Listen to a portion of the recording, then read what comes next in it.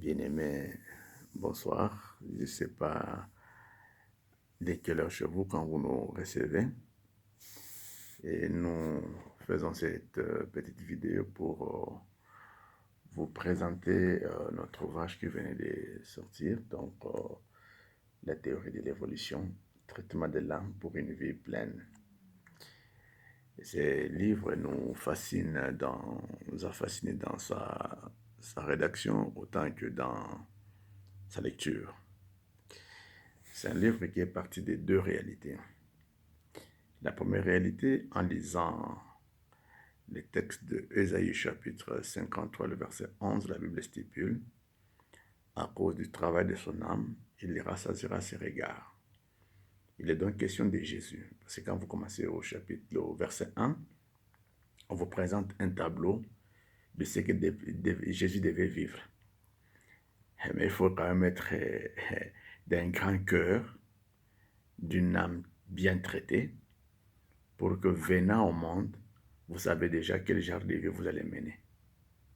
Et donc la Bible a estimé que c'est à cause du travail de son âme qu'il a eu à réussir cette mission. Et la deuxième réalité est partie sur le plan scientifique. Nous avons pour la plupart appris la théorie de l'évolution. J'essaie un peu de réfléchir sur cette théorie de l'évolution telle que les scientifiques l'ont présentée et je l'ai pris comme un élément de réflexion. Donc, dans cette théorie de l'évolution, je relève des choses. La première chose, c'est la méthode. La deuxième chose, c'est un style. Par méthode, la méthode utilisée est une méthode comparative. Donc, je vais comparer l'évolution de l'homme, de l'Australopithecus jusqu'à l'Homo sapiens. Et ça, je vais attribuer ça sur le plan spirituel. Parce que l'Australopithecus est considéré comme étant un animal, c'est-à-dire un singe primitif. Parce que d'après ce que le scientifique nous dit dans ses théories, l'homme est parti du singe pour devenir un homme. Je souligne, je n'affirme pas la théorie, je la prends comme méthode.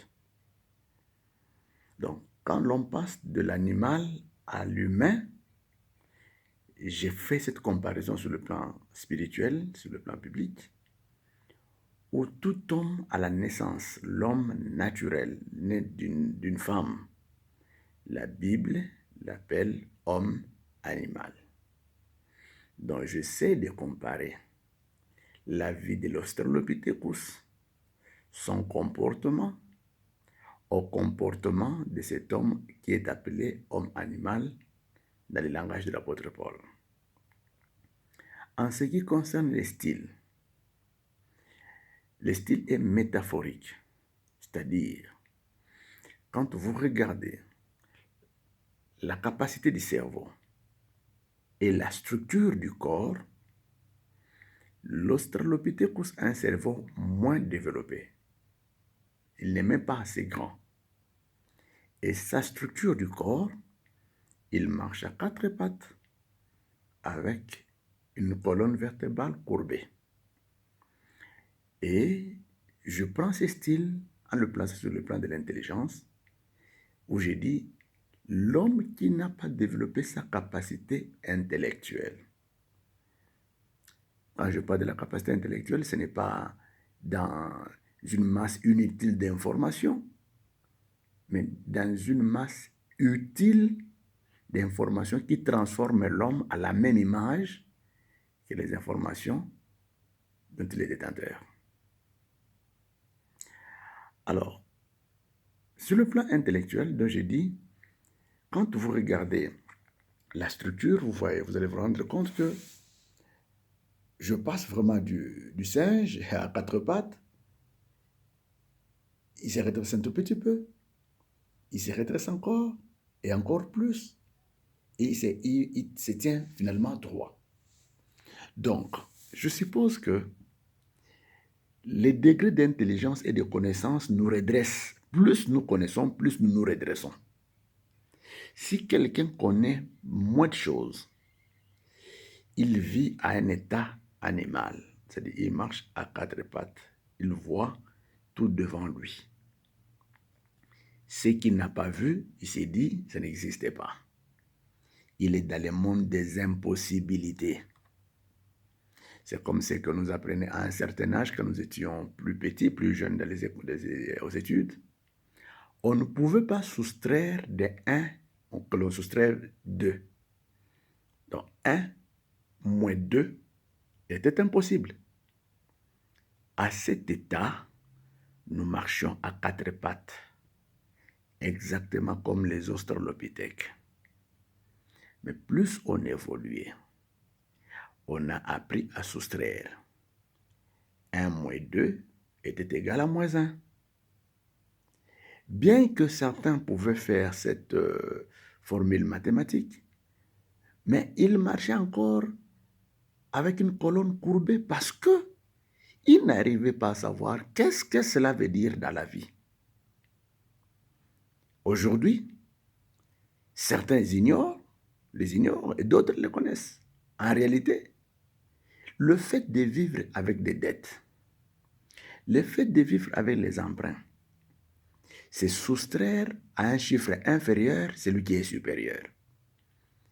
Quand logiquement, j'ai un certain montant, 100, mais je vais vivre à 300, c'est-à-dire les 200 font partie d'une soustraction, des moins. Je vis avec des dettes. Donc, le fait de te dire, je ne peux pas vivre supérieur à ce que je détiens, en économie, on parle de contraintes budgétaires, je ne peux pas vivre au-delà de ce que j'ai, c'est-à-dire l'intelligence commence à se développer, l'homme commence à se redresser. Quand nous prenons les deux éléments, méthodiques ou métaphoriques, nous allons nous rendre compte d'un élément. Les scientifiques regroupent les animaux en genres et en espèces. C'est quoi les animaux de la même espèce? Ce sont des animaux qui peuvent présenter des caractéristiques morphologiques différentes, mais qui peuvent s'accoupler et procréer. Et l'espèce procréée a des ADN procréatifs. Par exemple, vous prenez les bulldogs et les chiens bergers. Ce sont les chiens de la même espèce, mais de morphologies différentes. Quand on regroupe les animaux en famille, on peut les regrouper en genres. Les animaux du même genre peuvent être, sur le plan morphologique, les mêmes, mais ils ne peuvent pas, en principe, s'accoupler. Si en cas de force majeure ils s'accoupler, ils vont mettre au monde une espèce qui ne peuvent pas se procréer. C'est pareil, les scientifiques ont estimé que les australopithèques et les sapiens sont tous du même genre, Homo, mais des espèces différentes. Par conséquent, ils ne pouvaient pas s'attirer les uns des autres. Donc leur accouplement était difficile. Nous l'avons dit, l'homme naturel et animal. L'homme naturel animal ne peut pas s'accoupler avec l'homme spirituel, parce que cette union va créer quelque chose qui n'existait pas. La Bible nous parle dans Genèse d'une histoire où les anges se sont accouplés avec les hommes. L'espèce qu'ils ont créée était des géants comme jamais il y en avait eu sur la terre. Et la Bible dit, quel lien y a-t-il entre les ténèbres et les lumières? Quel lien y a-t-il entre infidèles et fidèles? Je peux m'aller loin pour dire quel lien y a-t-il entre Sapiens et Australopithecus, soit dans leur style métaphorique, soit dans la comparaison. Et dans ce livre, nous avons utilisé certains chapitres. Nous avons parlé de l'évolution cognitive comparative, où nous essayons de voir comment la capacité intellectuelle des Australopithèques a fonctionné jusqu'aux sapiens. Et nous avons remarqué par exemple ceci. Les sapiens étaient culturels alors que l'Australopithecus était naturel, c'est-à-dire l'Australopithèque vivait de ce qu'il a trouvé dans la nature. Il vivait de la quête, de la chasse. Il mangeait, il mangeait, il mangeait. Quand il n'avait plus la nourriture, il s'est déplacé. Et quand il arrivait à un endroit où il y avait la nourriture, mais il y avait une espèce plus forte que lui, ne pouvant subsister, il disparaissait. C'est comme ça qu'il y a une disparition progressive des Australopithecus et de toutes les autres espèces jusqu'à ce que les sapiens se sont maintenus. Parce qu'ils présentaient des caractéristiques différentes des autres. Quand l'Australopithecus avait toute sa force dans le muscle, les sapiens, il avait sa force dans les neurones. Donc il avait l'intelligence pour réfléchir plus vite et mettre des mécanismes plus avantageux pour éliminer l'Australopithèque. L'Australopithèque attendait un contact direct, par exemple dans un combat, alors que le sapiens pouvait à distance éliminer déjà l'Australopithèque. Parce que lui, ses mains, il pouvait l'utiliser pour autre chose. Alors que l'Australopithèque, les mains étaient un moyen de locomotion. Cette comparaison est la même aujourd'hui. Il y a certaines personnes qui font mauvais usage de ce qu'ils ont comme capacité, comme membre. Et comprenez, tout ce que nous n'utilisons pas, soit don, soit capacité, s'atrophie et disparaît. Et c'est comme ça que l'adaptation au milieu s'est faite. Vous arrivez dans un milieu où il n'y a que de viande, il n'y a pas de feuilles. Les animaux qui ont la denture adaptée aux viandes vont survivre parce qu'ils mangent naturellement. Mais ceux qui n'ont pas la denture et l'estomac, les intestins adaptés à la viande, vont disparaître à moins de se faire violence, de manger la viande, bien qu'il y ait la denture adaptée aux herbes. Alors ceux qui se sont adaptés ont survécu. Ceux qui ont refusé de s'adapter se sont vus éliminés. C'est pareil dans la vie. Il y a des personnes qui n'arrivent pas à s'adapter à certains milieux, ils disparaissent. La vie, c'est la sélection naturelle, où les plus forts doivent survivre, les moins forts s'éliminent. La vie, c'est un jeu d'adaptation. Vous ne vous adaptez pas au milieu, vous disparaissez. Vous adaptez aux circonstances, vous survivez. Donc je l'ai dit, les Australopithecus étaient naturels.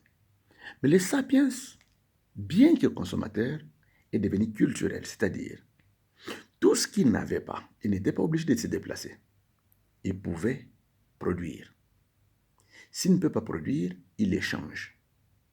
C'est pourquoi il a mis en place un système de production, de répartition, de consommation, d'épargne et d'investissement. Et aujourd'hui, vous avez des hommes et des pays qui vivent comme les Australopithecus. Ceux qui n'ont pas, ils ne peuvent pas en avoir. Ils se déplacent. Il y a d'autres qui vivent comme des sapiens. Ceux qui n'ont pas, ils produisent. S'ils ne peuvent pas produire, ils échangent. Ça, c'est sur le plan intellectuel et sur le plan du mode de vie. Alors, nous avons estimé qu'il y a un moyen de passer de l'espèce Australopithecus, soit dans la méthode, soit dans le style, à l'espèce sapiens. Mais j'ai trouvé un élément assez intéressant dans la Bible. Quand Dieu avait créé Adam, il a créé les animaux. Un jour, il a fait passer devant Adam des animaux pour voir des choses, comment Adam les nommerait et s'il trouverait une espèce qui lui soit semblable. Après avoir nommé, Adam n'avait jamais trouvé une espèce qui lui était semblable. Dieu l'a endormi, il a créé une autre espèce, et quand Adam s'est réveillé, il a créé, voici cette fois-ci l'os de mes os, chair de ma chair. Donc il a trouvé une espèce qui lui est semblable, et il lui a donné le nom d'Ève. C'est pour dire, en d'autres termes, que toutes les femmes ne sont pas sapiens. Il y a des femmes qui sont encore animales. Elles doivent passer de l'animalité aux sapiens. C'est pourquoi justement, les sapiens, c'est la sagesse. La Bible, par là de la femme, dit, qui trouve une femme, trouve le bonheur. C'est pour dire que ce que l'on voit là peut être un animal. Mais qui trouve une femme sapiens, trouve le bonheur. Parce que la femme sapiens bâtit sa maison. Ça, c'est du côté des femmes. Mais un philosophe qui s'appelait Diogène circulait en plein jour avec une lampe tempête à la recherche d'un homme. Question. Et tout ce qu'il voyait là, qui était-il? C'était de bêtes. Alors, donc l'homme naturel est considéré comme du bétail. Les seuls moyens pour lui de passer aux sapiens, sur le plan intellectuel, c'est quand il a la connaissance qui transforme son être, qui l'élimine. Sur le plan spirituel, quand il atteint l'état du Christ, c'est-à-dire quand il passe par la nouvelle naissance. C'est pourquoi l'apôtre Paul parle de l'homme charnel, et de l'homme animal et de l'homme spirituel. 3 moyens pour passer aux sapiens. Premier moyen, c'est l'exercice. C'est en forgeant, on devient forgeron. Deuxième moyen, la méditation. En méditant, en restant focus sur une même chose, cette chose finit par créer une nature. Troisième moyen, c'est avec la rencontre avec une conscience supérieure. Paul, Saul hier, quand il a rencontré une conscience supérieure qui s'appelle Christ, il est devenu les disciples les plus dévoués de cette doctrine dont il était l'ennemi le plus acharné. Il nous a fourni plus de la moitié du Nouveau Testament. Moïse, qui était un berger, qui a rencontré Dieu au buisson ardent, il est même devenu Dieu pour Pharaon. Sur le plan spirituel, sur le plan scientifique, Socrate a rencontré la fameuse phrase « Gnotis auton », connais-toi toi-même. Cette phrase a transformé son être, a créé une nouvelle philosophie et il a divisé les temps philosophiques en deux, avant et après Socrate.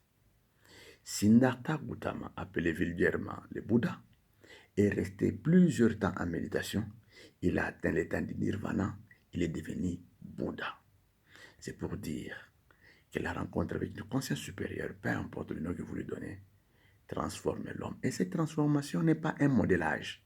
C'est-à-dire que ce n'est pas une transformation externe. C'est une transformation interne, du noyau interne, une transformation de nature. Voilà pourquoi nous parlons de la mutation. La mutation, c'est un accident brutal qui atteint les germes jusqu'à modifier les caractères génétiques capables de se procréer. Voilà un peu l'objet de cet ouvrage. Elle est comparative, elle a un style métaphorique, important pour les enseignants, important pour les encadreurs, important pour les self-made men, important pour tous ceux qui travaillent dans le coaching de l'âme, donc qu'on appelle en langage psychothérapeutique les traitements. Je vous conseille de vous en procurer et de les lire. Vous serez bénis et éclairés. Merci.